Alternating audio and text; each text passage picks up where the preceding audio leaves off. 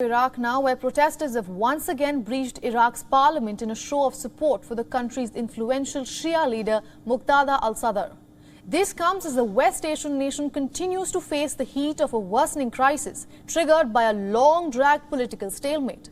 Al-Sadr supporters stormed Baghdad's heavily fortified Green Zone on Saturday, with no immediate plans of leaving the area until their demands are met. Some 125 people have been injured in the process. It is the second time in a week that protesters have forced their way into the legislative chamber. They initially massed at the end of a bridge leading to the closely guarded Green Zone, which is home to a number of important buildings, including embassies. But dozens of them then tore down concrete barriers protecting the area and ran inside the parliament.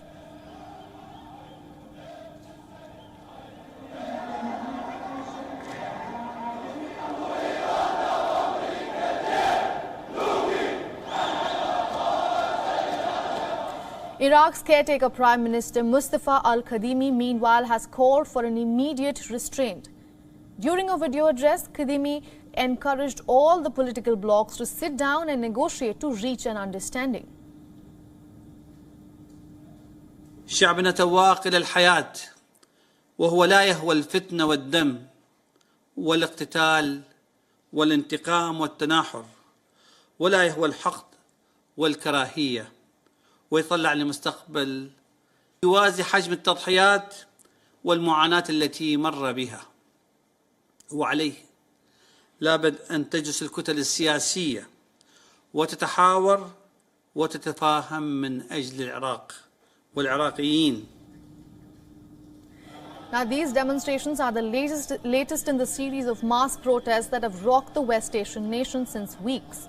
So the big question is, what are these Sadr supporters protesting for?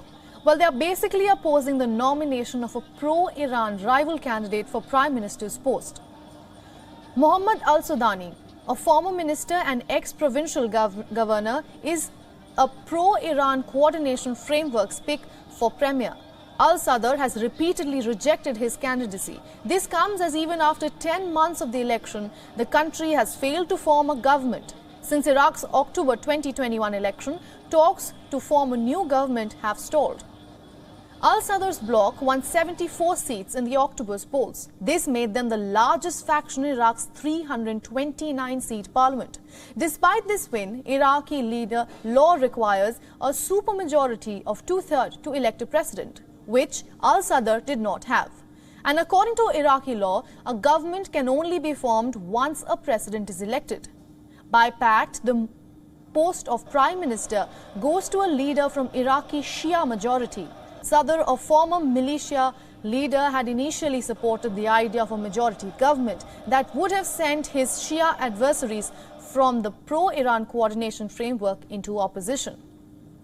But just last month, Sadr's 73 lawmakers quit in a move seen as seeking to pressure his rivals to fast-track the establishment of a government. 64 new lawmakers were sworn in later in June, making the pro-Iran bloc the largest in the parliament.